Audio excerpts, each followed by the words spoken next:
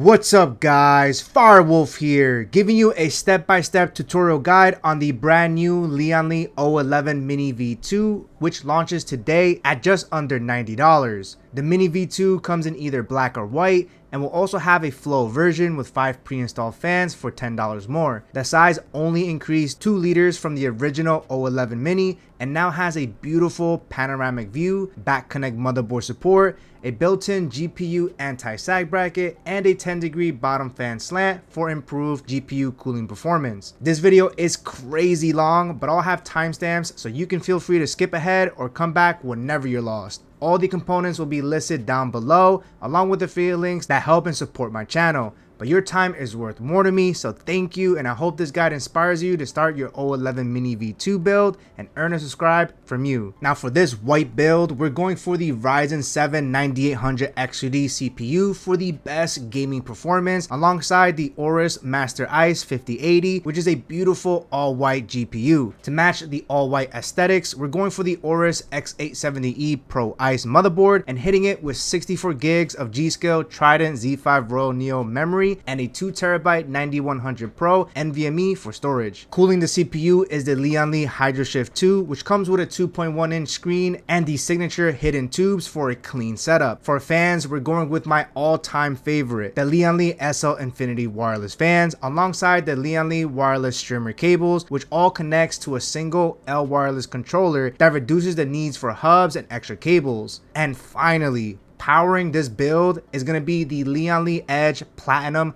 1300 watt PSU in white. So first thing we're setting up is the motherboard. When choosing an ATX motherboard for the Mini V2, it's very important to pay attention to where the main express slots is positioned on an ATX motherboard. To my right, I have the AORUS X870E Pro ICE, and to the left, I have the AORUS B850 Elite Wi-Fi ICE. Taking a closer look side by side, you'll notice that the PCI Express slot on this motherboard is higher than the express slot on this motherboard. And to easily demonstrate the differences, I'm going to position the B850 with the higher PCI Express slot onto the case.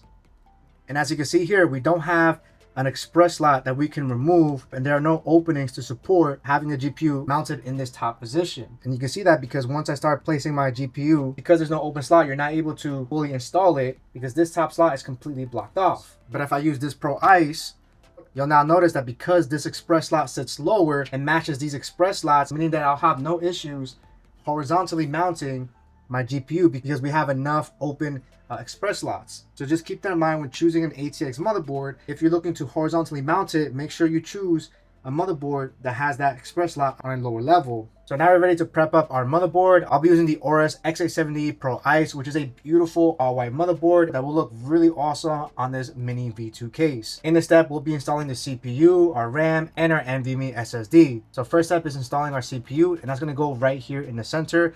All we have to do is drop this latch down to the right, pull it all the way up, and then lift this cover up, revealing the socket pins. Then you can go ahead and grab your CPU. Be very careful and open this away from the motherboard to avoid any type of accidental drops, potentially ruining the motherboard.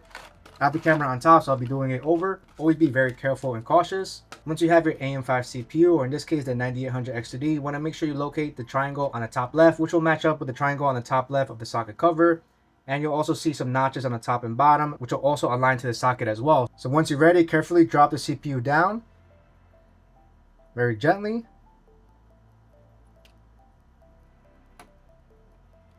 Then you could drop the top cover off, place a hand on the motherboard, grab the latch and pull it all the way down. There's going to be some resistance, but go ahead and push through. Then you could take this cover piece off. I recommend saving it just in case. And just like that, we have our CPU successfully installed. All right, next up is installing our RAM, and I'll be using the G.Skill Trident Z5 Royal Neo RGB. Now, if you're just going to be using 2 DIMM sticks, you want to populate the second and fourth slot, which are labeled A2 and B2 when it comes to 2 RAM. If you're just going to be using 1, just populate the second slot. If all 4, of course, populate all 4 slots. So to get started, right on the top, we're going to have some latches here. We just have to bring it down. So I'm going to bring down the second slot and the fourth slot.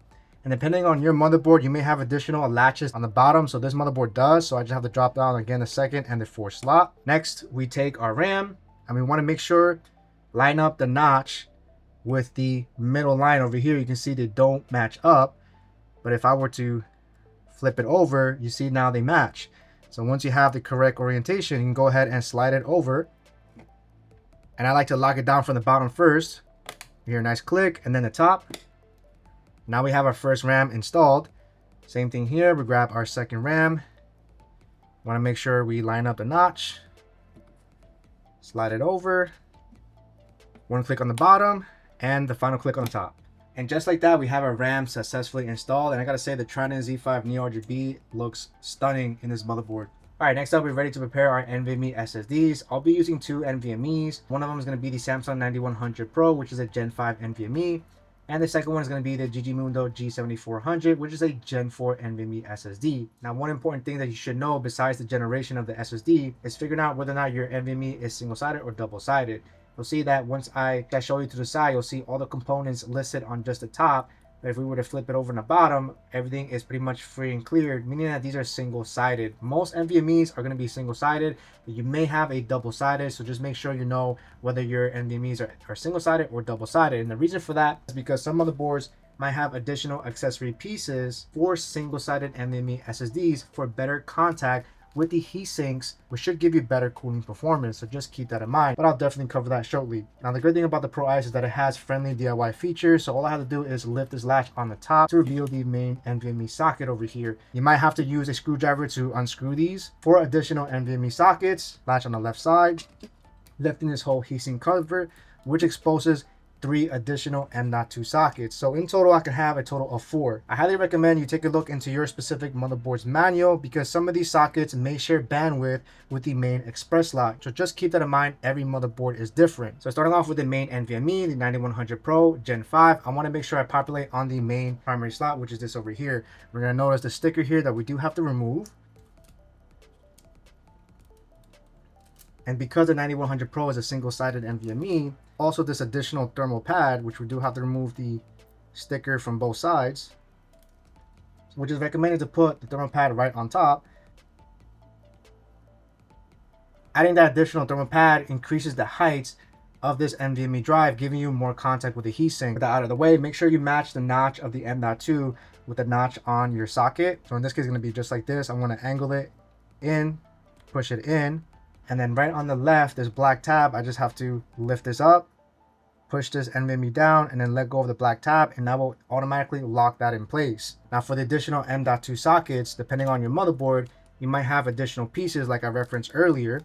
And in this case, the Pro Ice gives you 3 sets of these little cube square pieces, coated in black and 1 in gray. Finally, because this is a Gen 4 drive and I also don't want my main express slots to be reduced from 16 to just 8 lanes, the only socket that I can use is going to be this middle one, which is only max of Gen 4. It's not going to give you the best NVMe performance because it does connect to the chipset and then route it to the CPU, but I personally don't mind. So starting off with the black cube, we're going to remove the sticker here.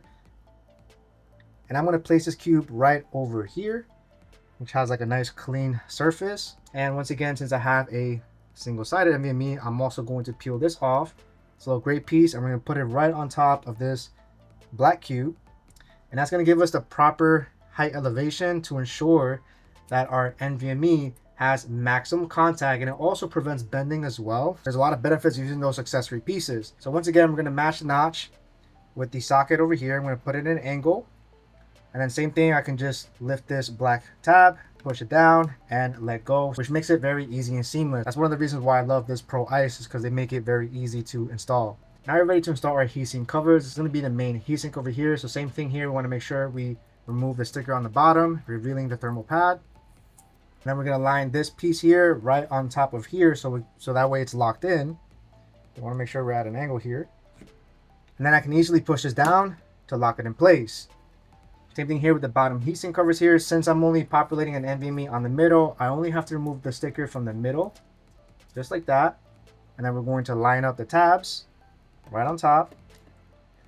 And then I can just push it down to lock it in place. And now our motherboard is about 95% prepared. The only thing that we have to do, since I'm using an AIO, is remove these 2 pieces to replace it with the correct bracket. So if that's something that you want to do now, you're more than welcome to do it. But I'm going to cover that step when I cover the AIO. So for now, we're going to put this motherboard to the side and work on the case. All right, so now we're ready to prep up our case. And whenever you get your Mini V2, you're going to have an accessory box, which should be right on top when you first open it up, which is going to include an installation guide, a vertical GPU mounting kit, which allows you to convert the PCIe slots to accommodate vertically installing a GPU. And then you also get an anti-sag for the vertical GPU. Then finally you get all your screws in this little box over here, which I absolutely love because having this little box does keep things very nice and neat. It's going to include all of your screws and some extra pieces over here. All right, so first thing to prep up our case, so we're going to first remove the sticker that you may or may not have. I'll make sure you remove this little sticker here. And then starting with the side glass panel, there is a thumb screw over here that we can easily loosen up. And once that's loosened up, you can pull the glass towards you and then lift it up, which should come off. And then we can move on to the front glass panel. You can easily just remove this little plastic piece first. You can do the same thing, pull it towards you, and then you want to lift it up, and that's going to open up a lot of space. And then we're going to tackle the top panel over here, which there are 2 screws that you can loosen, and then pull this towards you, and this whole top panel comes off. And then finally, for the back of the case, there's a small opening over here that we can easily just pull it towards you again.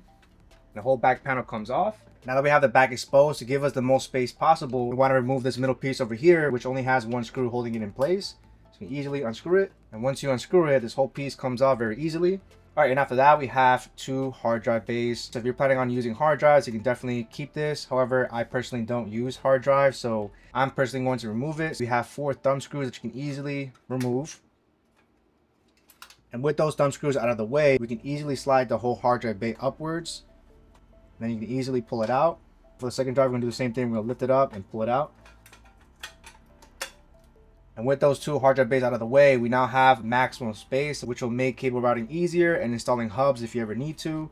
And so once we have our case fully prepped, we're now ready to install our motherboard. So go ahead and lay your case flat down, and I'll meet you guys up there. All right, now we're ready to install our motherboard on the Mini V2. And of course, biggest change here is that it can also accommodate ATX motherboard, and they also have cutouts for back connect motherboards as well. For ATX motherboard, the way the standoffs are currently positioned are in the right position, so we don't have to make any type of adjustments. However, if you have a smaller MATX motherboard, the Mini V2 gives you the option to switch the position of the motherboard. You'll see this tab over here that you can easily remove and position this up here, basically lower the position of your MATX motherboard.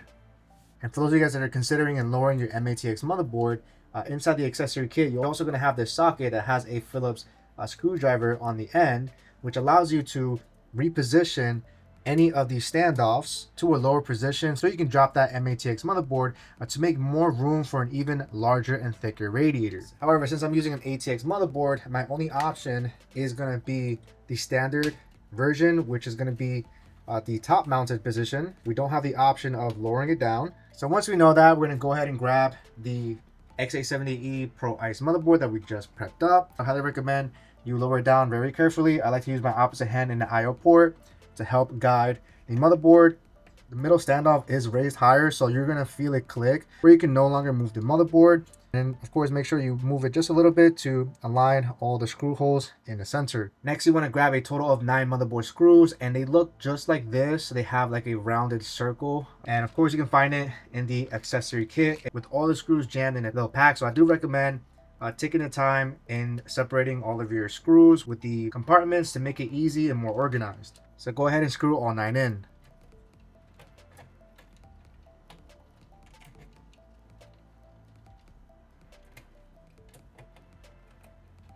To screw in the final middle screw, depending on your motherboard, the main heatsink may be covering that additional screw hole, so go ahead and remove it so that way you have access to the middle screw right over there. All right, and just like that, our motherboard is installed, so go ahead and pick it up. Now that we have our motherboard secured to the case, the next thing that we want to do is connect our PC case panel connectors to our motherboard. And the connectors on this case are going to be located right on the front here. You got your USB power button and 3.5mm audio jack. Now what's great about the Mini V2, you also have the option of relocating these ports and power button to the top of the case, which you'll notice this little tab over here that you can actually unscrew, pull out, and replace it with this. Now I personally prefer having the ports the way they are right now, so I'm not going to make that move, but you have that ability to make that change if you ever wanted to. So with that out of the way, let's go ahead and look at the back of the case. And all of our panel connectors are going to be right over here that are currently Velcro straps. So we're just going to undo those Velcro straps real quick. We have a total of 4 case panel connectors, with the first one being the front panel connector. This controls the power and reset button on the front of the case. So this cable normally gets connected towards the bottom left, looking at it from the back. So go ahead and route your cable down over here and just pull the whole cable through. Next panel connector is going to be the largest connector here. This connects the 2 USB-A ports directly to your motherboard. Now, one keynote thing that I am noticing here is that on this AORUS Pro ICE motherboard, the USB-A connector has a right angle orientation, which means that you plug in the USB-A connector like this. Most motherboards have the connector facing upwards, where you would connect it like this, where you wouldn't have an interference with this horizontal GPU bracket, because as you can see here, I'm not going to have the space to connect it. So in this scenario, I have 3 different things I could do. You can look for a right angle adapter to connect here to have the connector facing the other way, or you also have the option of moving the horizontal GPU mount, where there's 2 screws right over here that I can easily relocate more towards the right, which should now give me a clearance to plug in that USB-A. I might even just remove the whole thing first, plug it in, and then screw this in depending on how much clearance I have. Or the final option is the AORUS Pro ICE actually has an additional USB-A port, which is located right on the bottom in the middle, which I also could instead connect to if I don't want to move this. The direction that I'm going to go for the purpose of this video is moving this horizontal GPU mounting kit, just in case your motherboard does not have the option of a different USB-A position. I want to be able to at least show you that it is possible to connect it. So that's what we're going to go for first. So for now, I'm just going to pass this USB-A cable over here just so we can get it out of the way. The next panel connector is going to be your HD audio, which connects to the 3.5mm audio jack on the front of the case. And this traditionally goes on the bottom right of your motherboard, looking at it from the back again. And so I can easily just kind of just route it using these channels here, because we'll eventually want to use these Velcro straps, pull the cable, and we'll manage that when that time comes. And the last panel connector is going to be your USB-C connector. And on this motherboard, it's going to be located more on the top. And so I'm going to pass this cable right in the front over here, and we'll see how that falls. Now we're going to rotate the case, and we're going to plug everything in. Starting off with this top cable, this is the USB-C we just passed, and on this motherboard is going to be right over here. Reference your motherboard's layout, which you can find in the user manual. It'll tell you exactly where everything is. If you happen to have a very old motherboard, you may not have this USB-C connector, so at that point you can completely disregard this cable. You just won't be able to use the USB-C. And so this connector only plugs in one way, so just go ahead and plug it all the way in. All right, and I'm gonna go ahead and tuck the cables. All right, and next thing here is going to be our USB-A, which I just covered earlier, that I'm not able to connect it because of the space that I have between this horizontal GPU mount. You may or may not come across this issue, so I'm just going to remove these 2 screws, little thumb screws. Actually, probably just remove with my thumbs. There's 2 that holds it in together. You'll see that it starts to move. So I'm going to take this off completely, which now gives me all the space to connect this USB-A right over here. Only goes one way. Push that all the way in, and I'm going to tuck this cable as much as I can, and then we're going to re-add the horizontal mount and see where it falls. So it looks like I can have the bracket over here giving me enough space, so I'm going to go ahead and screw that back in. And as you can see, we were able to move this anti-sag bracket more towards the right side, giving me perfect clearance for this. I absolutely love the fact that Lian Li gives you so much customization here. So I love the fact that Lian Li thought ahead, giving us the option of removing it completely if you don't want it. All right, so moving on, our front panel connector, which is going to be this cable over here, usually to the bottom right of your motherboard. Now for this particular AORUS Pro ICE motherboard, this connector right all the way on the bottom right has additional pins to connect a different type of connector, which I personally haven't really seen yet. And so for the purpose of this motherboard, the front panel connector, you'll notice a missing pin here. There's 9 pins total with 1 missing pin. You always want to match that missing pin with your front panel connector. And for the case of the Pro ICE, which I'm going to move as close as possible here, the front panel pins are going to be on the left side of this whole connector here. Okay, and that missing pin is going to be on the top right. So make sure when you connect it, You match that missing pin, push that right in. It's gonna give you a close-up here. You're gonna notice one pin sticking out from the right side, and that's perfectly fine, but this is the correct way to connect it. Specifically to this motherboard, most motherboards, again, will just have those 9 pins where it's very easy to just connect. All right, and the final panel connector is going to be the HD audio, and that's again going to be located on the bottom left. Going to be this connector over here. Same thing here, 9 pins. One of them is missing. Just match that missing pin. I'm going to go ahead and connect that real quick and give you guys a little close-up here. This is how I was able to connect it.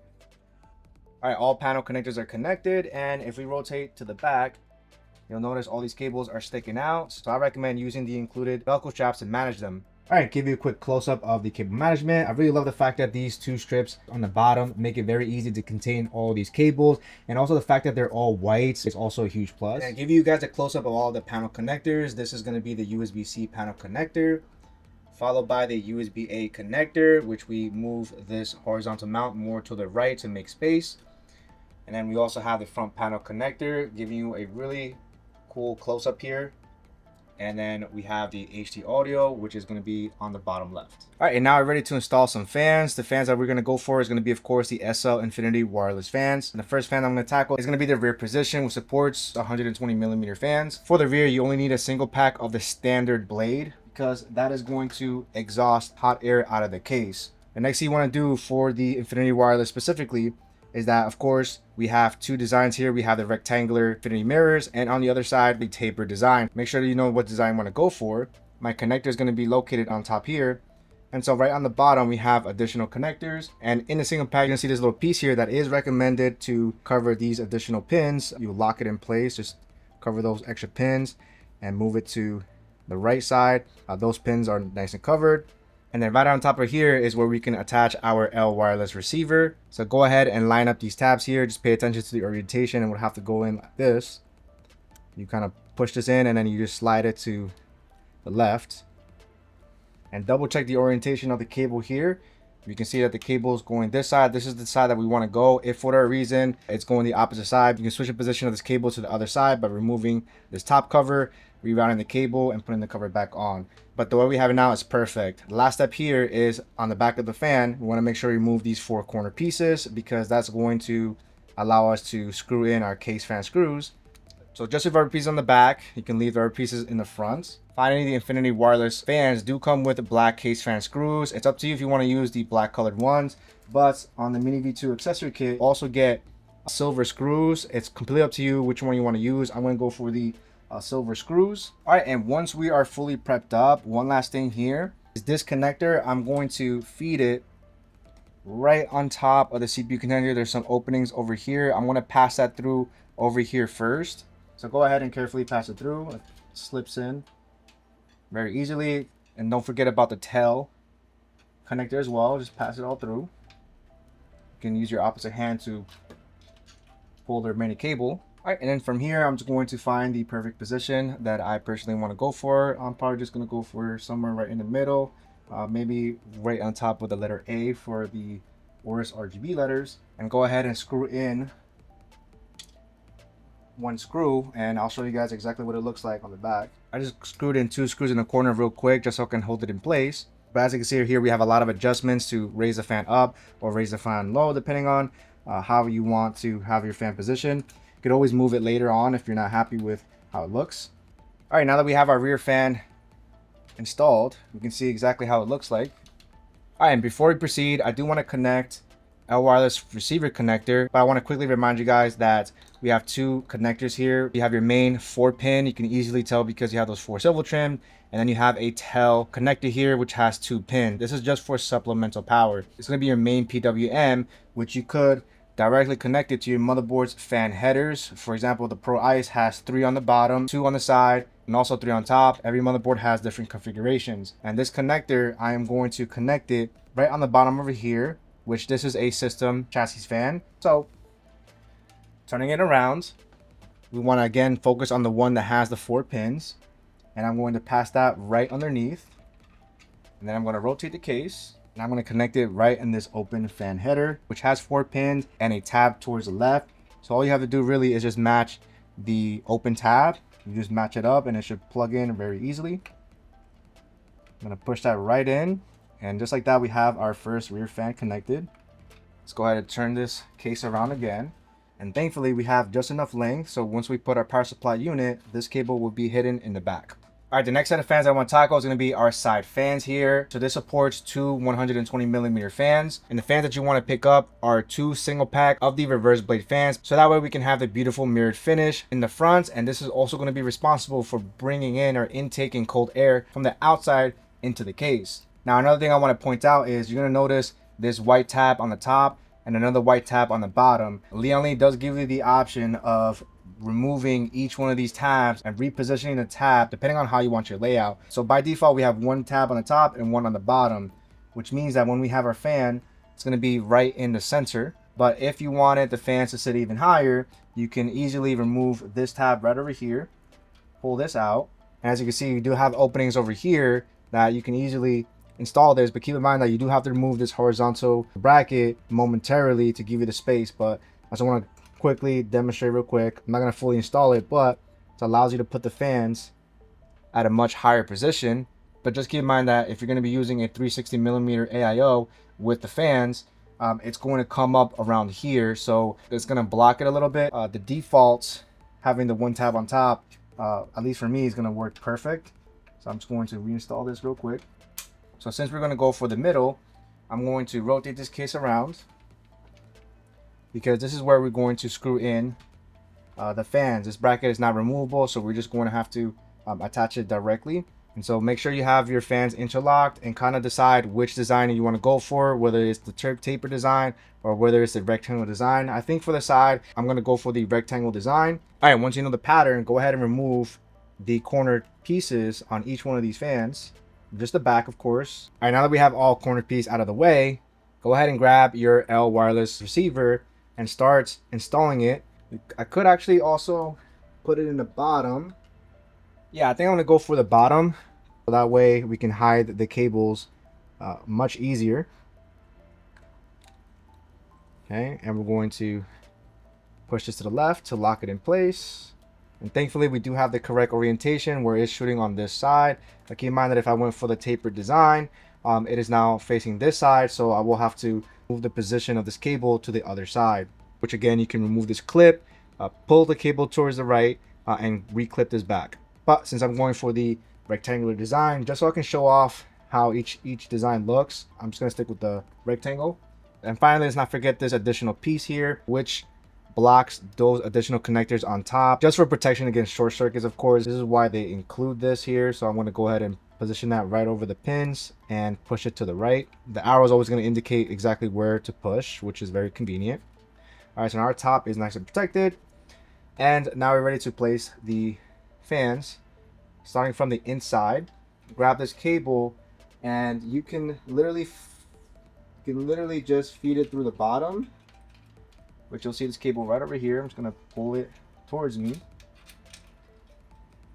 And be very careful here, because you do have the horizontal mount, so just make sure you have it a little bit higher.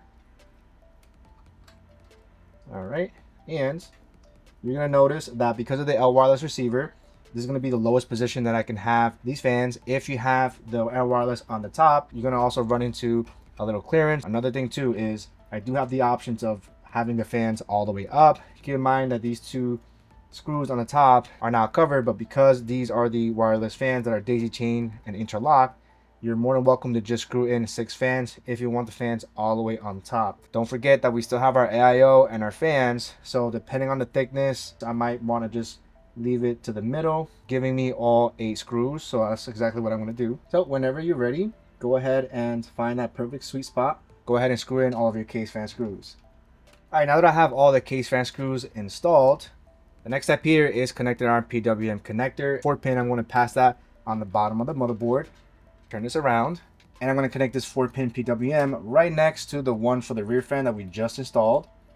So same thing here, match up the tab with the 4 pins. All right, now we have this installed right over here. This is where I decided to do it. All right, now that we have the rear standard blade, 2 reverse blades on the side installed, let's go ahead and tackle our bottom fans here, which supports 3 120mm fans. The great thing about this case is that this bottom bracket is removable, so you can easily install your bottom fans separate away from the case So go ahead and unscrew these 2 screws on the bottom.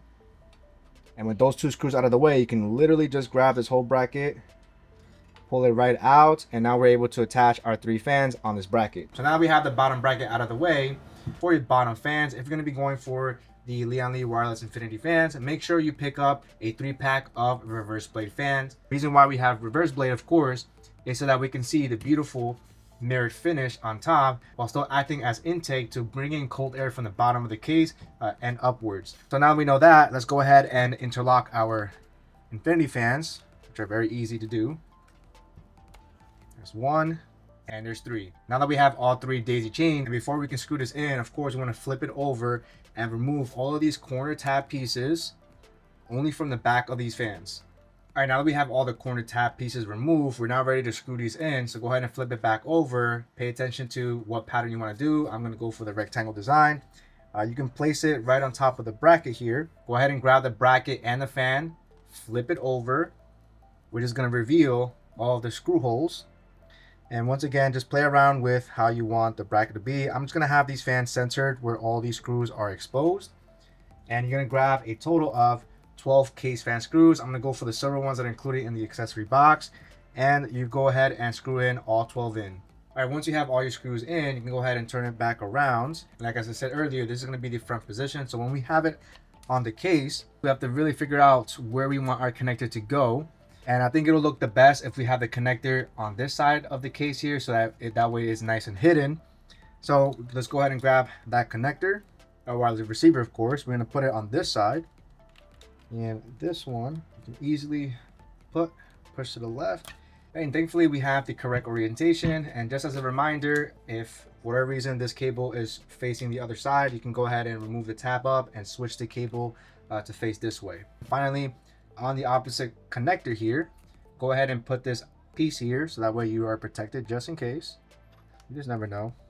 Right, and there's going to be no interference with those connectors just in case. Again, this is recommended by Lian Li to put. All right, and since I'm connecting the main 4-pin PWM to the motherboard, I'm going to go ahead and connect it first. And we have 1 additional 4-pin fan header right over here. I'm going to go ahead and connect that right over there. And then the remainder of these cables, we're going to push this all the way in. Probably take my opposite hand and pull it all the way through just to make the installation easier. All right, and now we're ready to reattach our bracket here. Go ahead and put it in a slight angle here. It should fit even with the horizontal bracket here. I'm gonna go ahead and reach in the back to pull this cable. All right, and we can easily just screw the bottom bracket back in place. Now keep in mind that because we have the fans installed on the bottom, if you have an ATX motherboard, all of your connectors are going to be a little bit harder to access, but the good thing is that whenever we need to reach for them, we can always remove the bracket.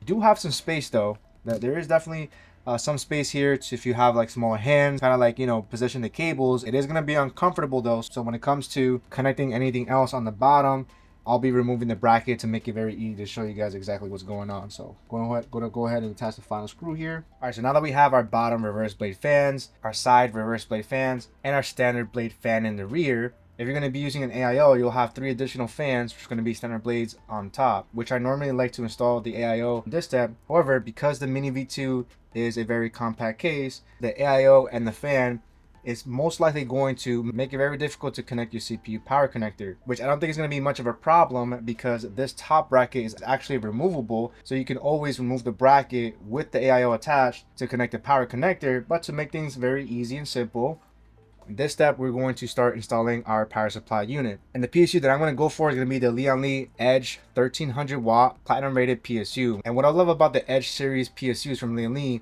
is that all of these connectors are pushed out, making it very easy to connect your power supply cables. And it's awesome that we can install this PSU on the Mini V2, which is incredible. It also has an integrated internal USB hub, which does save from having a separate USB hub, since you'll have 4 additional USB headers. Most motherboards only come with 2. So to install our PSU, we're going to rotate our case.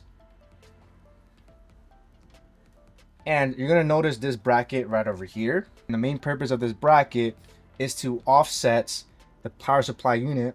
So your power supply unit would basically go over here. If you notice, if I were to turn this case, you'll notice that the power supply unit is actually sticking out. So the whole purpose of this bracket is to keep the case as thin as possible and have the back panel raised slightly to accommodate the width of an ATX PSU, which is awesome. So before we're able to install our PSU, we do have to remove this bracket first, and we have 2 screws that we need to remove. All right, so once we have those 2 screws removed, this bracket could be removed by lifting it out. Put this case more toward the back. Now your power supply unit does come with PSU screws, but Lian Li also includes power supply unit screws as well. So I'm going to use the one that comes with the mini V2 case, and you're basically going to look for this type of screw here. These are the PSU screws. We'll need a total of 4. And so to install the bracket, just grab your power supply unit, place it right on top of this over here. And once you place it, you'll be able to screw in the 4 PSU screws. So once you've screwed in all 4, now we're able to easily attach it right back. Go ahead and grab your PSU with the bracket. We want to make sure we line up these tabs right on the case itself. You'll see the 2 tabs that I'm talking about. And I'm just going to tuck this cable a little bit more towards the middle, actually. Make sure it's behind the bracket fully. All right, got that in. All right, so once you have that, go ahead and grab the 2 screws that we just removed from the bracket. Push it against the case so you have these, so that we have the screw holes, and go ahead and screw it in. All right, so with those 2 screws, we now have our power supply unit successfully installed. And just to show you guys here, you'll see the back panel. You'll see that this portion of the panel is raised slightly, which allows for a standard ATX to fit perfectly. So as you can see, when we look at it from the side, everything is now flush. So I love the fact that they have that offset bracket to really make this case as tiny as possible. All right, so with our power supply unit installed, go ahead and look into your PSU box and locate your PSU cables, which is definitely the fun part. But don't worry guys, I am going to go over each of these cables so you know exactly which ones you actually need. All right, and here are all the PSU cables. Keep in mind that depending on which PSU you have, you may see more cables, you may see less cables, but I'm going to go ahead and cover all the cables that are included on the Lian Li Edge Platinum power supply. Starting off with the main connector here, this is the easiest one to spot. This is going to be our motherboard ATX connector. You can easily spot it because it has the largest connector. And so in all builds, you're definitely going to be using the motherboard cable. Next cable is going to be your CPU power connectors, and you can easily identify them because they should say CPU on them. Now your PSU should include 2 CPU power connectors, and our specific motherboard uses exactly 2 of these connectors. Your motherboard might only use 1, or they might use 2 8-pin connectors, or they might call for different numbered pins. So for example, this particular one lets you easily pull this one out to just have 4 pins. So if your motherboard has 1 8-pin and a 1 4-pin, then you can easily do that. So since our motherboard uses all pins, we're going to be using these 2 cables. Next connector is going to be the infamous 12-volt high power cable. Now the Lian Li Edge gives you 2 different 12-volt high power cables, which I'll cover each one. For 40 series or 50 series GPUs that call for this specific connector. Since I'm going to be using an RTX 5080, I'm going to be using this particular cable. And this 12-volt high power connector is unique, and you might not see this in every single PSU, but this one over here has a 12-volt high power connector on one side, and then 2 PSU connectors that get connected into the PCIe slot. So you do have 2 different options, but we're just going to go with this one. Next is going to be your PCIe connectors, and these are 8-pin connectors. In case you have a graphics card that does not use the 12-volt high powers, only use this connector if your GPU utilizes PCIe, but we're using an NVIDIA GPU that doesn't have this, so we don't need to use any of these cables. Next up is going to be our SATA power connectors, and Lian Li does give you 4 sets of SATA power connectors. Most of them are going to be in this form factor, but I like the fact that they also include this one here with all the SATA powers facing up. I'm most likely going to use this style here, but again, it's up to you which one to use. This is used to power things like USB hubs, and especially since we're using the SL-INF wireless fans for supplemental power, the 3-pack includes this SATA power adapter. We can connect these to the tail ends of those fans, and so we're definitely going to be using one of these cables. And the final cable that you're most likely going to find on your PSU are going to be your Molex connectors, and this is a very old style connector to connect very ancient peripherals that I personally have never seen, so we're not going to be using this. And depending on which power supply unit you have, you may have additional cables. Now I showed you earlier the Edge does have an integrated internal USB hub, and they give us 2 ways to connect it to our PC. We have a standard USB that you can connect the back of your motherboard, for example, and you do get a PCIe slot cover to route the cables. I'm personally not going to be using this, but I like that they give you this one here, which is your traditional internal USB hub that gets connected to the motherboard, and the other end gets connected to the actual edge. For those of you guys that have the edge power supply unit. All right, so now that we know which PSU cables we're going to use, the first one I'm going to start off with is going to be our CPU power connector, which of course are labeled CPU, and that's going to be connected right on the top left, which is perfect to install now before we install the AIO, which is going to block a lot of this. And so the AORUS Pro ICE uses a total of 2 8-pin connectors. We're going to simply just connect with this tab facing upwards, like that right in. All right, then I'm going to grab the second one. Remember to tab up. Make sure it's clicked all the way through. All right, and then we're going to take the other end and we're going to feed it right through this opening over here, right on the top left. And I'm going to take my opposite hand and I'm just going to pull that cable all the way through. All right, and I'm going to position it in the same left side here. I mean, you could probably put it in the middle too, but we're not really going to see this as much. I don't think so. So I'm just going to pass it to the left side. I'm just going to pull the combs up to kind of make them straight. And we'll see how everything looks once the our AIO is attached. But now these are connected to our motherboard, and we can go ahead and rotate the case. All right, and the beauty of the edge, of course, is that all the connectors are facing towards us, making the installation very easy. If you have a non-edge, all of your connectors are going to be located right on this side, but the installation is going to be the same either way. Since we're doing the CPU, make sure you locate where it says CPU. Sometimes they'll say CPU and PCIe. So in this case, I can utilize any of these connectors. And so what I'll do is I'll populate the top 2. So we have one over there, and our second one to the second slot. All right, so now that we have both of those connected, we can now cable manage as much as possible, because we do have Velcro straps right on top, which I'm going to loosen up. All right, sorry about that, guys. I had to go off camera because the angle was bothering me, so I needed to lock in. But the zip ties do a really good job. Sorry, the Velcro strap do a really good job in routing these cables. I think that's good for now. Again, you know, if you want to perfect it, you're more than welcome to, but this keeps the CPU cables nice and managed and out of the way. Now we're going to tackle the next cable, and that's going to be your motherboard's 24-pin connector, which is right over here. All right, so here is the motherboard power connector, and depending on if you're going to be using the Lian Li wireless streamers, this is simply just an extension cable. So all it does is just extends your motherboard connector, so you're still going to need this regardless. So if you're planning on not using the streamer, you can simply just take the larger connector, you locate the tab, make sure it's facing the right side, and you can easily connect it right in this large connector. It literally just connects just like this. You just match it up, line it up, and then push it through.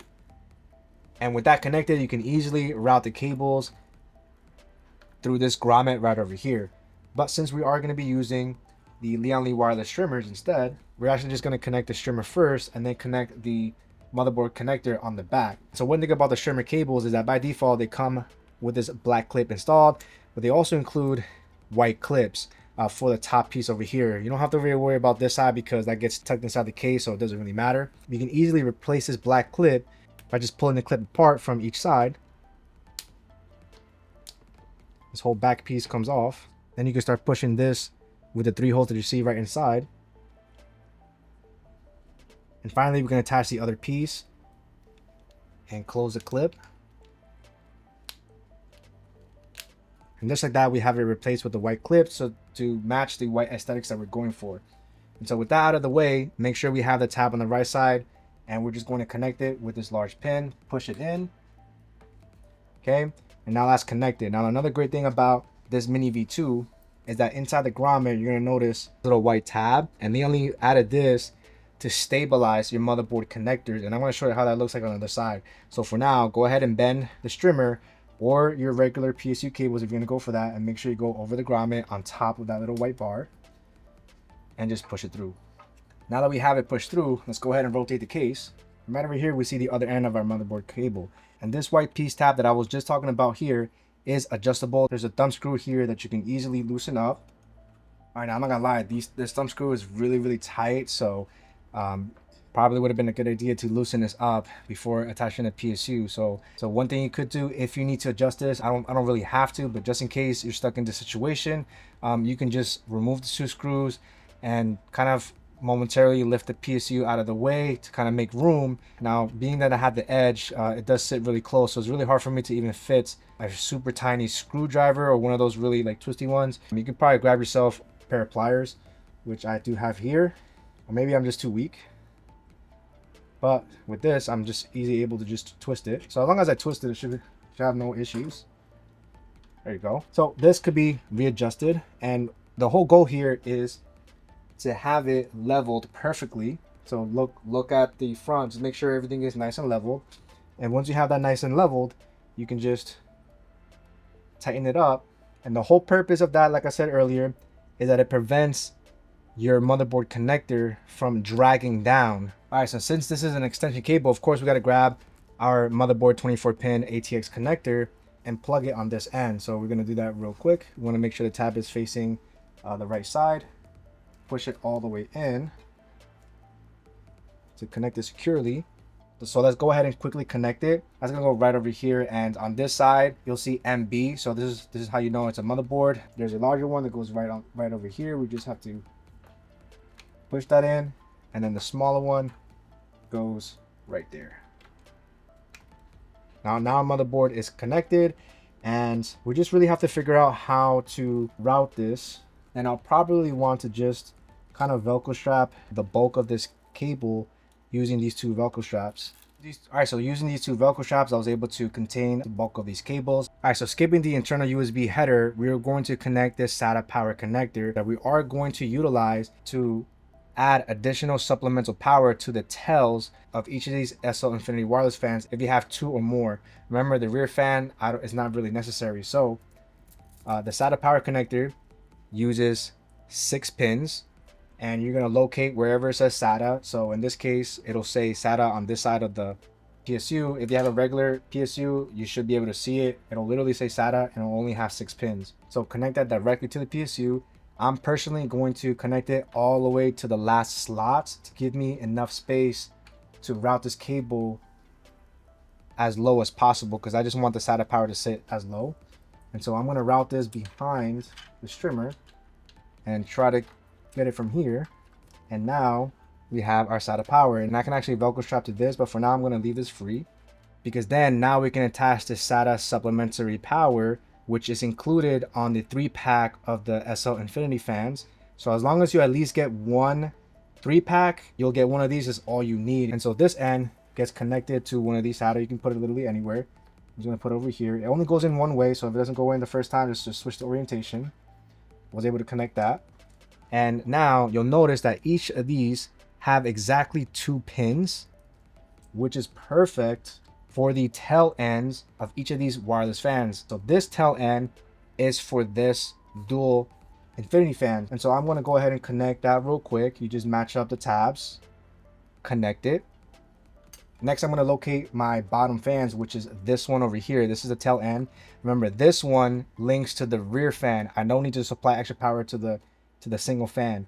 This one definitely, because we have 3 fans connected, and so I'm going to connect that right there. And now we have one last one, which we are going to use for the top 3 fans that go on to our AIO, but we haven't installed that yet. So for now, we can go ahead and leave everything in here, because we'll connect that towards the end. All right, so now we're ready to proceed. Go ahead and turn this over. All right, and the next step here is to install our AIO. And another great feature of the Mini V2 is that you can actually remove this whole top bracket, so you can install your AIO completely away from your case and reattach it, which makes the installation process easier. Now, if you want to, you don't have to take the bracket off. You can simply just position your AIO and screw it if that's what you want to do. But I personally like removing the top bracket if I have that option to, because it does make the installation process smoother. So there's a total of 5 screws. There's going to be 2 screws right in the front. It's going to be this one and this one that we just have to remove. All right, so we had those 2. All right, so those 2 in the front. And if I quickly pull this down here, there's 1 screw right over here, right in the middle, that we do have to remove. So that's 3. And then finally, we have 2 on the back, which are going to be this screw and this one.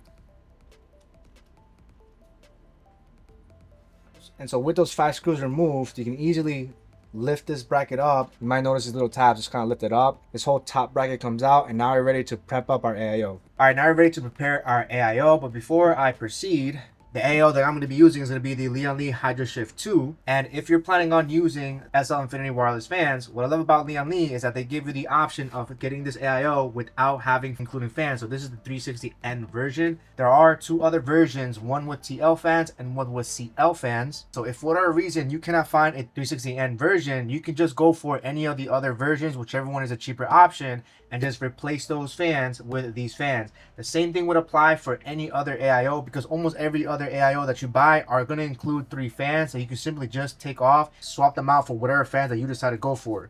All right, so with that out of the way, since we're going to be top mounting the AIO, you want to make sure you pick up a 3-pack of standard blade fans, and these type of fans are going to be meant to exhaust hot air out. If your AIO has fans already installed, go ahead and remove those fans. That way you're left with an empty radiator. All right, and these SL-INF fans are very easy to daisy chain. We just have to mash them up and interlock them to create the first chain. And since we have a 360mm radiator, we want to make sure we add our 3rd fan, match it up, and interlock. Now all 3 fans are daisy chained. Now specifically for the SL-INF wireless fans, one side of these fans are going to have a rectangle infinity design, whereas on the other side you're going to have a tapered design. So depending on which one you use, just pay attention to orientation. So if I want to go for a rectangular design, I want to make sure, of course, I line it up perfectly depending on what you want. Next up here is to remove all of these pieces in the corner on both sides, from the front and also the back.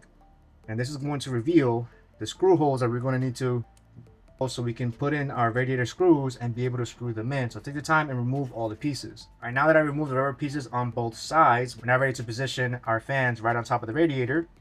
And I'm going to go for the tapered design. And then go ahead and locate your accessories. And inside that accessory box, you want to locate these very long screws. These are the radiator screws that we're going to use to screw them in. And so there's a total of 12, so go ahead and screw each one in. All right, and once everything is screwed in, we're going to take the same pieces that we just removed. I'm going to put them on top of each of these corners. You're going to be left with some remaining ones, of course, but we're just going to reuse these. All right, and I'm on the final one. They go in very easy and smooth. Just go ahead and press it all in. And as you can see, with those rubber pieces, it hides all those screws, which make it look so much better. And the last thing that you want to connect is going to be the L wireless receiver. Now, because the Hydroshift does have this additional attachment here, the only way to attach this connector is going to be on this side over here. And so all we have to do is line up these 2 tabs with these 2 tabs over here. So you just put this in, and then you just push it to the left to lock it in place.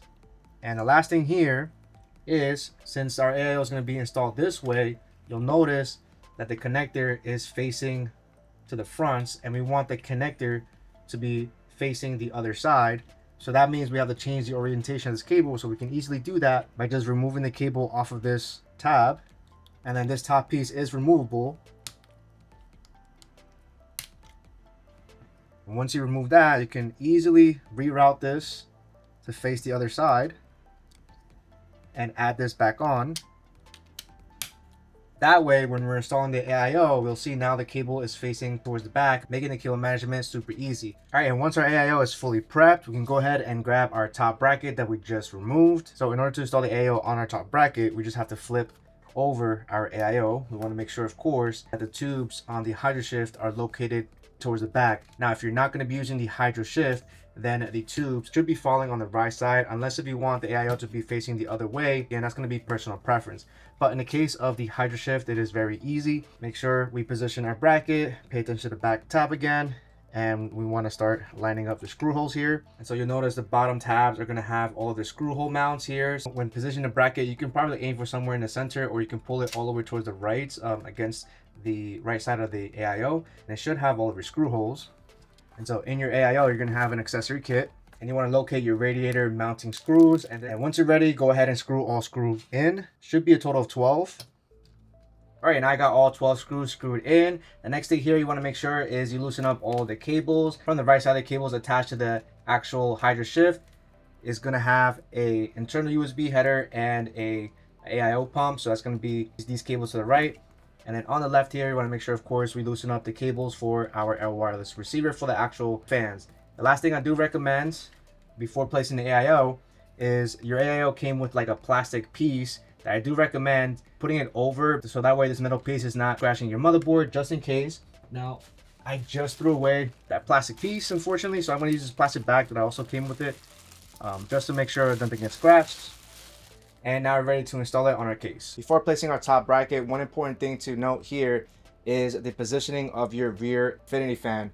My infinity fan right now is positioned centered. However, the L wireless receiver right on top does give me a minor clearance issue when I place the AIO on top. So because of this, I'm actually going to lower the position of this rear fan here to ensure I have enough clearance. Now, you may or may not do this depending on what type of fans you actually use. But if you're going to be using the SL Infinity fans or any Lian Li fans that come with these connectors, you may have to readjust the positioning of the rear fan. Thankfully, it is very easy to do. You just have to loosen up the 4 screws. You don't have to remove the whole thing. Just loosen up each one of those screws. Go ahead and drop it down. I'm gonna drop it down a good amount. And with a lower level, I should have perfect clearance. All right, so now that I have the rear fan repositioned, let's go ahead and grab our top bracket here. And the first thing we want to do here is we want to grab the cable that's attached to the infinity fans and go ahead and pass it through the top left of the case here. There's a little opening here. Opposite hand to pull this cable through. The next cable towards the right are going to be these connectors over here. You want to pass them through this side of the case here. There is an opening right over here. You can easily pass through these connectors. So once you have that, go ahead and slowly lift your AIO all the way up high while pulling the cables through. Position your AIO on top of the case. Make sure you find a spot that your AIO can sit comfortably on top of the case. And the reason for the step here is that I want to make sure that I start connecting the AIO pump and the additional fans on our motherboard over here. Because once we install the AIO, it becomes very difficult to have access to these. And so the one that you want to connect is going to be the 4-pin AIO pump, which is the one on the right side again. And try to see if you can find this small little opening right over here. Go ahead and peek it out. And you want to connect it to the header that says AIO Pump. However, some motherboards may be different. On the case of the AORUS Pro ICE, we have CPU optional on the left, CPU fan in the middle, and then system fan 4. Now there are AIO Pump headers located on this motherboard, but it's on the right side over here. Whenever a motherboard doesn't have an AIO Pump header dedicated right on top, I personally just like to connect the AIO pump header to CPU fan, which in this case is going to be in the middle. That's what I personally prefer. And again, it doesn't really matter too much because you're going to be able to adjust the AIO via Lian Li software anyway, so you'll have full control. The AIO pump header of the Hydroshift, the other connector, which is the internal USB, we'll connect that later because that's going to be on the bottom of the case. And the next connector I'm going to grab, the 4-pin PWM for these fans, which is this little receiver connector. I'm going to pass that right here on the right side of the motherboard. You can connect this honestly to anything like CPU optional or system fan 4. Because this is attached to the radiator, I'm simply just going to put it in CPU optional. I could also use system fan 4. Doesn't matter too much because everything's controlled in the software and you can edit it. So for me personally, I'm just going to put it in CPU optional. All right, so once again, AIO pump is going to be the one in the middle, which is connected to CPU fan. And then this one, which is the fans on the top, are connected to CPU optional. All right, so now that we have those cables connected, we're now able to drop the AIO right on top. And so go ahead and try to drop it in inside the bracket. Go ahead and start slowly sliding it down. And you want to pay attention to this part over here. This basically goes inside here. Same thing over here, slides down. And so double check your screw holes here. They should line up. Make sure you double check the other side as well. All right, so everything is lining up. All right, and now we're ready to reinstall the screws that we just removed for the top bracket. And so starting off with the back, we have this screw right over here that we can easily screw back in. Remember, the second screw is the one inside. And then I'm going to rotate the case to the other side. All right, to screw in the other 2 smaller screws. So go ahead and push this down a little bit. All right, that's in nice and secured. All right, so both screws are on, and the final screw is going to be the one right on top in the middle. But I'm going to push this case down just so I can give you guys a nice close-up. It saves me the hassle of repositioning my camera. And of course, it is going to be this sensor one. Everything should, of course, perfectly line up. All right, so now we have the 5th and final screw. And now we have our AIO installed on the case, and now we're ready to drop our case all the way down. Remember to make sure we have something protective here, and go ahead and position your case all the way down, and then I'll meet you guys on top. All right, now that we have our case laid down, we're now ready to install our AIO pump. So for the Hydroshift, go ahead and position your pump away from the CPU, of course. This is going to give us some nice working space over here. And if you have a different AIO, make sure you reference the manual of your particular AIO. However, if you're following the Hydroshift, you want to locate the accessories that's needed for whatever CPU that you have. For those of you guys that have Intel CPUs, you'll be following the Intel socket. But since we're using the 9800X3D, we're going to be going for the AMD socket. So everything is nice and separated already. So right inside here, we're going to find a new bracket that we do have to install on our motherboard. And so here's a bracket, and it do give us 4 screws here. So we're gonna leave that right on top of the motherboard momentarily. So in order to install the bracket, we do have to remove these 2 white original bracket pieces here. And it do take a Phillips head, so go ahead and remove all 4 screws. All right, so once we have all 4 screws removed, we're going to reuse the same exact screws. So lay it on top of the motherboard momentarily. We're gonna remove the original bracket out of the way. And all we have to do is grab our brackets. You're going to notice the CPU letters with an arrow indicating where the CPU is. So with the arrow pointing down, this one goes right on top of the 2 mounting screw holes that we just removed. And then the one with the arrow facing up, making sure that the letter CPU are being read correctly, is going to be on the bottom. I'm going to put it right on top. And then go ahead and grab the original screws that we just removed, and we're going to screw all 4 in. All right, so now we have the bracket secured. You can probably ignore these 4 screws. And so the next step here is installing the pump on top of our CPU. So go ahead and remove any of the plastic pieces you might have. Now, depending on your AIO, you may have pre-installed thermal paste already on here. In the case of the Hydroshift II, we actually don't get any pre-installed thermal paste. Instead, they do give us some thermal paste and a spatula as well, so you can easily apply it directly on to the CPU.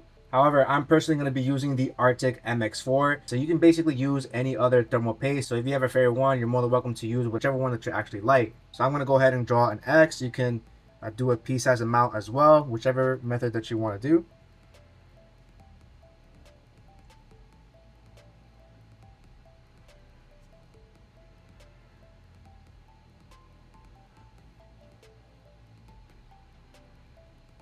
Make sure you cap it off. All right, next you're gonna grab the AIO pump. Make sure you remove this white piece here. There's a clear warning label here. And then as you're installing the pump, the Hydroshift II has these little tabs on the bottom and also on the top as well. And make sure you place it right over here and then to the left.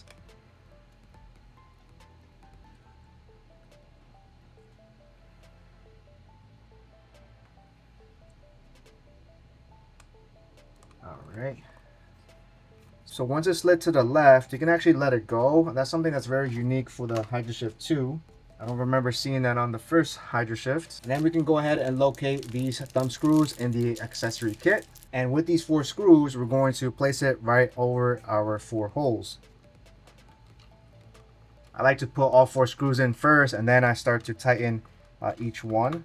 All right, now we have the pump installed right on top of the CPU. And as you can see over here, we already attached the AIO pump earlier before we installed the pump. Make sure you go back to see when that was connected. All right, so now we're ready to lift the case up. All right, and let's not forget about this piece over here that's also included in the accessory piece. And what this does is it basically goes over the screws so that it's nice and hidden. So go ahead and attach that. Almost forgot this step.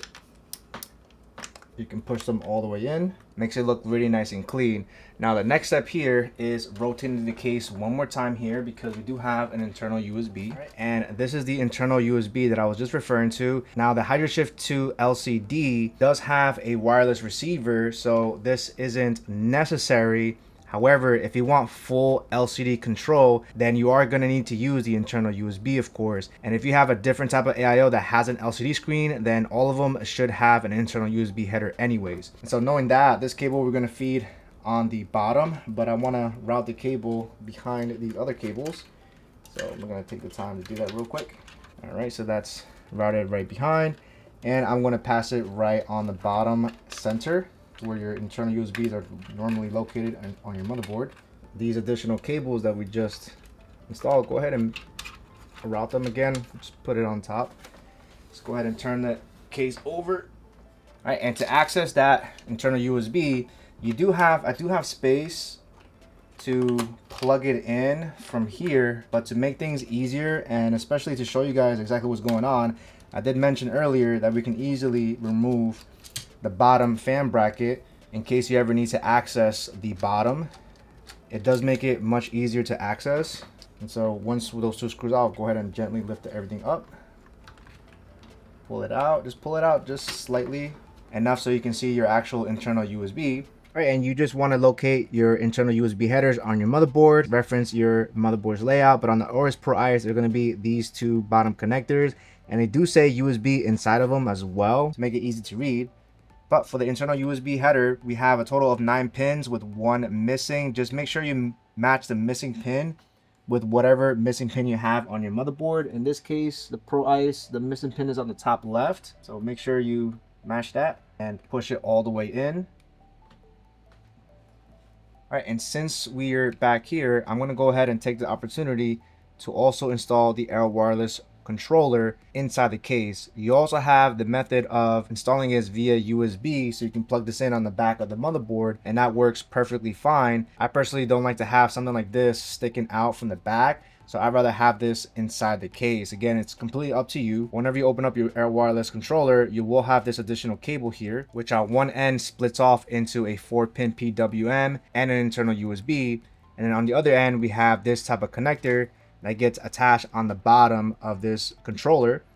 And so I'm going to go ahead and install that real quick. Okay, and just a reminder, this is just if you want to have this controller inside the case. And so since everything is nice and open, we're going to plug the other USB on the right side. So same thing, we're going to match the missing pin. So in this case, it's going to be the top left, which is the missing pin. I'm going to push it all the way through.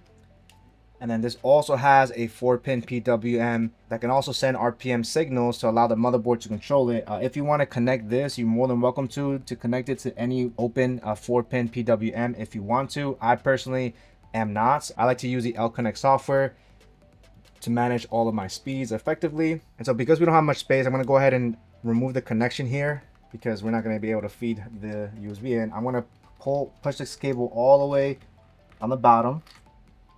Right, and we'll connect that once we're in the back here. Just that USB is a little bit too big to connect. Now we're ready to reposition the bracket again. We want to screw in those 2 screws.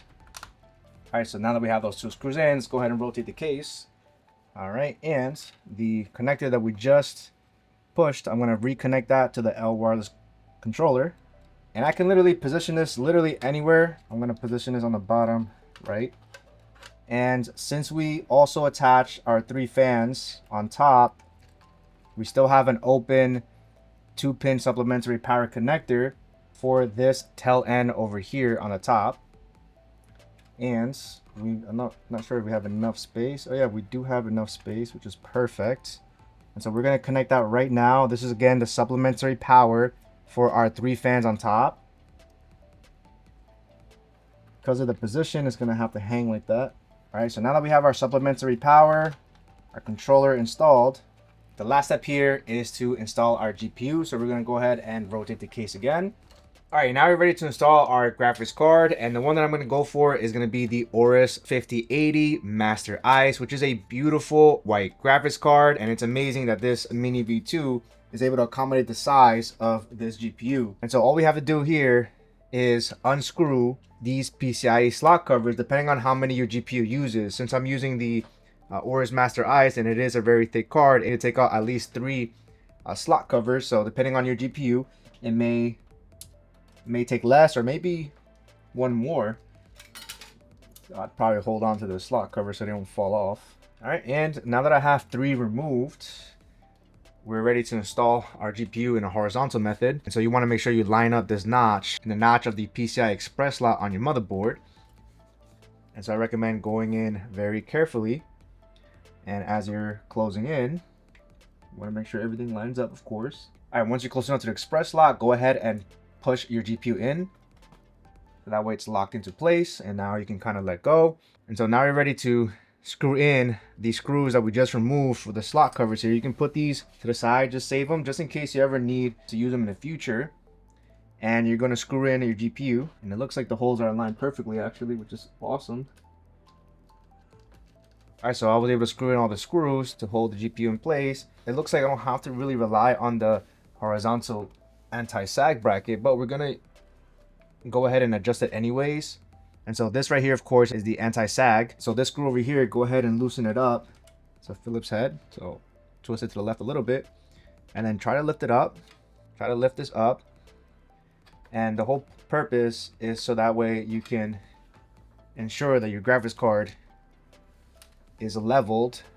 And so if there's any type of sagging, then of course you want to make sure it's nice and leveled. And I'm going to go back here so I can show you exactly what it looks like. Depending on the size of the card, you could turn it to the right. It's a little bit uncomfortable for me because this AORUS Master is a very thick card, and so I'm just going to place my screwdriver here, lift it up a little bit, and kind of screw it in place. And so as you can see, we have it nice and leveled. And the AORUS Master, again, it is a very thick card, and we still have space right over here for the bottom intake to cool down our GPU, which is awesome. And the final thing here for our graphics card is our GPU power cable. And now to take it a step further, I am going to also install the Lian Li wireless Strimer, which Lian Li does have the 12-volt high power connector, and they also have PCIe versions that are also linked down below. Now in terms of the 12-volt high power connector, there are two versions. The one that I have here is the 16-8, and there's another version which is 16-12, and the last number is for how many light guides there are. So this one has 8 light guides and the other one has 12, so the 12 is wider. Me personally, I like the thinner one, so that's just a personal preference. And also, if you're getting a 12-volt high power version, by default they come with a right angle adapter already installed in black. They also include the white clips for the right angle adapter, but also inside the box they're now including the straight adapter. So if you don't want to have the right angle, you can swap it out for the straight adapter. If for whatever reason your wireless Strimer does not have the straight adapter, you could always contact Lian Li and they'll be able to send you the straight adapter. But what I'm seeing is a lot of new Strimmers, they're also including the straight clip, and you might need that depending on your GPU. Of course, the AORUS Master has a very tiny opening, so the right adapter actually is not going to fit anyways. But even if it did, I personally like the look of the straight adapter. Again, it's all personal preference. Now I'm personally going to install my Strimmer cable with the GPU cable going from the top, but depending on how you want to do it, if you want to have the connector going in like this, it's going to be up to you. You may have to flip the orientation of this connector, but I'm going to go with the Strimer going this way. Make sure you connect it all the way through. For some 12-volt high power cable, some of them are color coded to ensure that whole color is inside. If you see any color, that means that you don't have it in all the way. I'm going to zoom in real quick. Make sure that's all the way in. Okay, there is no blue at all. Now that I have it connected, I'm personally going to route this Strimer cable right on top over here to give it like a waterfall effect. Again, it's up to you how you want to position the Strimer cables. What I'm also going to do too is I'm going to drop the bracket down just a little bit so the motherboard cable falls. I'll do that real quick. And so that's this right over here. It's really hard for me to actually reach this cable. All right. It's really funny how I have to use pliers because, you know, not much space. All right, so let's go ahead and turn it forward again to see what we're looking at. All right, so I'm pretty content with how this looks. Again, you can always play around with the connectors. You could also route it from the bottom if you want the RGBs of the actual RAM to be front and centered. And I'm gonna flip over the case, and you should now see your Strimer cable on top, or your power cable on top, or on the bottom, depending on where you did it. And so the first thing here is we're going to connect one end of the 12-volt high power. In this case, it doesn't matter which end I use. It's very important that you connect it all the way, not only just the GPU, but also on the Strimer. All right, that is fully connected. Then I want to decide on how I want to route this cable. So the 12-volt high power connector is located on the bottom right of this edge. All right, so what I'm going to do is I'm going to probably just pass the cable behind. With that behind, I could always Velcro strap this right after. And then we're going to connect the 12-volt high power right over here. So again, I want to make sure you push it all the way through. All right, that is all the way in, nice and secured. Since this Velcro strap is lonely, I'm gonna just use it. All right, so I have the bulk of the GPU cable strapped in over here, but again, it's gonna be dependent on how you wanna do it. And so once again, let's double check the front here, making sure everything is nice and perfect. And now we're ready to assemble our case. All right, guys, now we're ready to assemble the case. Before I go ahead and put the back panel, I did clean it up just a little bit, and I also decided to Velcro strap the L wireless controller right on top of the GPU cable. You could also just leave it in the bottom. It's completely up to you, but I just wanted it to be a little bit accessible just in case. And one thing I do recommend, of course, is definitely their wireless ecosystem here, because as you can see, all you need is just this one controller to be able to connect all the fans and the streamer cables without needing separate and additional hubs, especially if you decide to go for the wired versions of these fans and the wired versions of these streamers. The hubs and cables will look even more chaotic. So doing it this way, at least for me, reduces a lot of the clutter in the back. All right, so with that out of the way, the first thing here is attaching our middle piece. Keep in mind that depending on the length of your PSU, if it's too long, you might not be able to attach this middle piece. So once you're ready, go ahead and push. In this case, I do have some resistance because of the extra cables. So I'm just gonna push it slightly, just enough where I can see the screw. I'm gonna screw that in. All right, perfect. So that is nice and locked in. Then we grab our back panel, line it up, snap it in place. And I absolutely love how that back panel stayed flush. And you kind of see it's a little bit see-through, as you can see there. Everything sits nice and flush. And so now we're ready to tackle the rest of the case. All right, next up is going to be our top piece. Of course, we just line up these tabs with these openings over here. And then you slide it all the way to the right. And then you can screw in the left thumb screws to lock it in place. All right, next up is going to be our front glass panel. There is plastic on the inside of the glass, so make sure you remove that. You want to, of course, make sure we got the right orientation here. And we're going to, of course, hook it back up to the original openings here. Just slide in really nice and then snap it in place. Peel this off.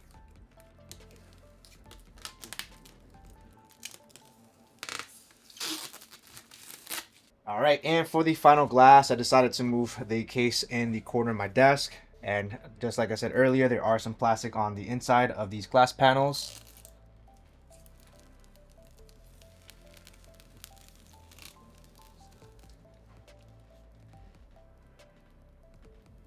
The inside plastic is the one that has this red sticker. All right, and let's go ahead and place the glass right here.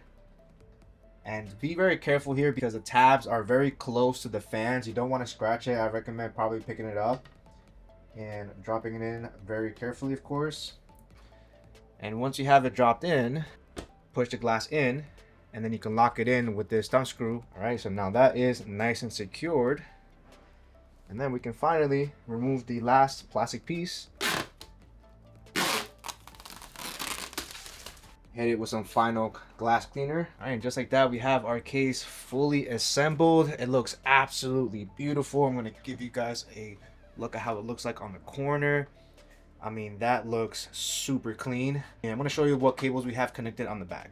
All right, so here's the back of the case. Of course, you wanna make sure you plug in your power cord, which is found in the PSU box over here and gets connected very easily. It is by default in the off position, so make sure you connect this in the off position. And once you have it connected, you can go ahead and switch this on to have the PC on standby. The next important cable, of course, is going to be your display input cable. This is a DisplayPort cable that's connected to the GPU. Make sure you don't connect it to the input on the motherboard because that connects to your actual CPU. So make sure you connect it, of course, to the GPU. You can use either DisplayPort or HDMI, whichever one you prefer. We have a 3.5mm jack to connect to speakers. Want to make sure, of course, you have a USB for your mouse and keyboard. And finally, I have an Ethernet connected on the back. You could also use Wi-Fi as well. All right, guys, moment of truth. We're now ready to power the Mini V2. 3, 2. All right, absolutely beautiful. I'm going to dim off my lights. All right, guys, with the lights off, you can see all the lights are working, looking absolutely beautiful. Now, you'll notice the streamer is active with an effect, and that's because this streamer, I am reusing it.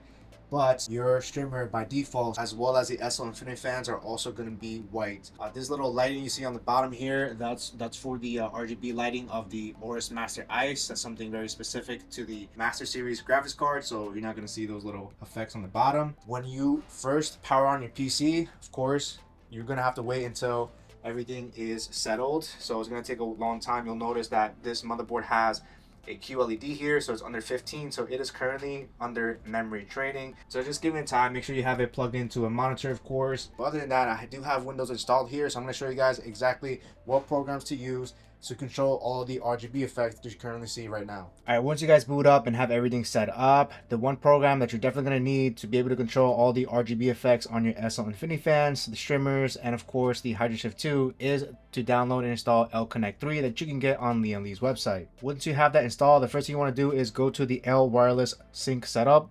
All right, and you should see a list of all of the wireless devices that are detected by your L wireless controller that's inside the case or behind the motherboard, depending on where you installed it.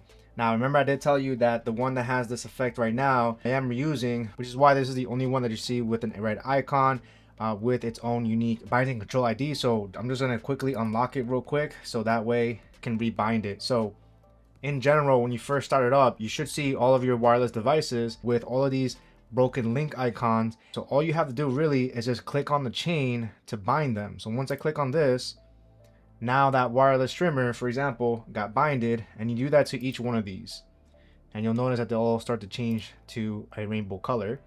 All right, so now that everything is binded, the next thing you could do is rename each of these devices so you know which each one does. So for example, this first one that says streamer W1, I click on this little icon here and should turn into yellow.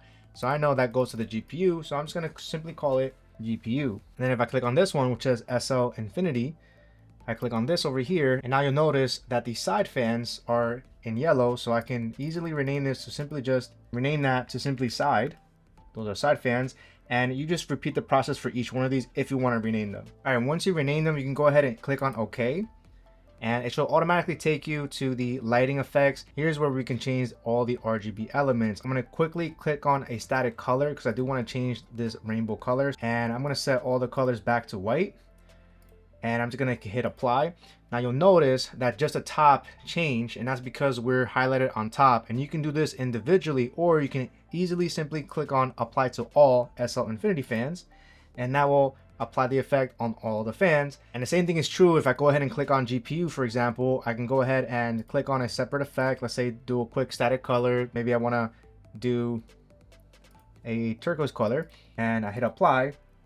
Just the GPU change, or I can simply just hit sync all streamer lighting, and now both of those streamers are synced together. So back to the Infinity fans, what's really awesome about these is that these have 3 separate RGB zones that you can individually customize with its own color and setting. So in this drop down over here, we're graded to 4 options. The top options control all RGB zones in that fan. The next option over here highlights the RGB inside the fan, so the RGB lining and also a part of the side is this first option. So for example, if I were to make this into a red color, I can click on apply, and you'll notice just the top fans change, or I can simply hit apply to all SL-INF fans, and you'll notice just the lining of the RGB and also the outside change. So that's the first zone. The next zone that you can change is the following one, which is a circle, and that's the inside of the fans. So if I want the RGB inside the fans to be blue, I can easily click on blue, link up all the colors, hit apply. Of course, that only changed the top, but I'm going to go ahead and click on apply all, of course, and now all of the insides of the fans are now blue. Last one, which are these 2 lines, and that's going to control the lighting on this one. All right, and if you have the Hydroshift II, then you also have the option to customize the lighting effect of your Hydroshift via the software itself. We have this little drop down here, it's just a circle, and then this option over here, we have all the custom effects that we can do. I'm just going to go ahead and easily click on a static color, and I'm going to choose a white color real quick so that everything can kind of match. I'm gonna hit apply, and now just the outer circle is white. And after you change the color, you can also click on each one of these. So you notice if I click on the outside, we have lighting effects. If I move the mouse, we can adjust the pump speed, and then right over here we have the LCD screen. So when we click on LCD screens, we have all of these awesome options here that we can customize and select. I can hit sensor setup, and right over here you're gonna notice the screen advanced mode. It is currently set to off, And what this does is when you click it on, it will give you even more custom effects and even allow you to upload your own custom photos or GIFs. Keep in mind that for this screen advanced mode to be enabled, you are going to have to connect the internal USB that we just connected earlier, so that way you can have more custom effects and being able to upload your own images or any type of GIFs. Alright, and the next option that we're going to do is adjusting the fan curves of your infinity fans and also your Hydroshift's pump. Now, there's multiple ways you can do this. You can go ahead and click on this ring here for pump speed, or if you're on the infinity fan here, you can also click on the blades and it'll take you to the fan profile, or you can simply just click on fan/pump profile. And over here is where we can change our fan curves for each individual device that we have here. So you'll notice I have my side fans, my rear fans, bottom and top. And you also have the pump speeds for your Hydroshift II. It'll tell you the RPM. So this is the RPM of the pump speed and the RPMs of the actual fans as well. All right, so that's pretty much all you need to know on how to control your RGBs and your fan curves of your wireless fans, your trimmers, and your Hydroshift AIO. Now, the next thing I want to point out here is the RGB elements of your RAM sticks. And if your motherboard has any RGB, so for example, the AORUS Pro ICE has RGB lettering, and obviously we have some RGB elements on the GPU as well, you are going to have to download a separate program, or you can utilize a third-party software like a Signal RGB. I personally like using the brand's motherboard software so I can have control over the RGB elements of everything else that I can control with the L-Connect software. All right, so when it comes to the cooling performance of this case, I am currently running the 3D Mark TimeSpy Extreme stress test. So this goes 20 separate loops. Right now we're currently at loop number 6 out of 20. And I just want to give you guys a sound profile, how everything sounds. Right now the fans are set to standard speed, and you can go ahead and listen carefully here.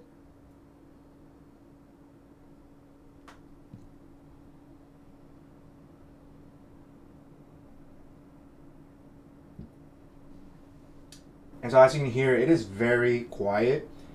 And currently the GPU is running at about 65 degrees, CPU at 50 during this stress test. And it's very important to note here, because of the downward slant, it allows Lian Li to make a nice little flat bottom base here that I think looks really nice and sleek instead of the traditional feet. And so this is intaking cold air from the bottom this way. And as you can see on the bottom here is where all of the cold air is coming from, and of course also we have cooler air coming in from these side fans as well, and all the hot air is exhausting from the top and from the rear fan. So right now I do feel a pretty good amount of heat, warm air coming from the rear fan, and from the top very mild warm air. But for a case of this size, I'm still definitely impressed with all of the airflow that you're getting. And of course all of it's going to depend on your room's ambient temperature, what kind of cooling method you're using, and of course how well your GPU's cooling performance is as well. So building in the Lian Li O11 Mini V2 was easy and straightforward, with lots of cable management and smart design choices that make it feel like it's a larger case. I love the compact look and being able to put in some serious performance without needing such a huge case. I think the Mini V2 is a huge upgrade over the original with lots of modern touches and compatibility.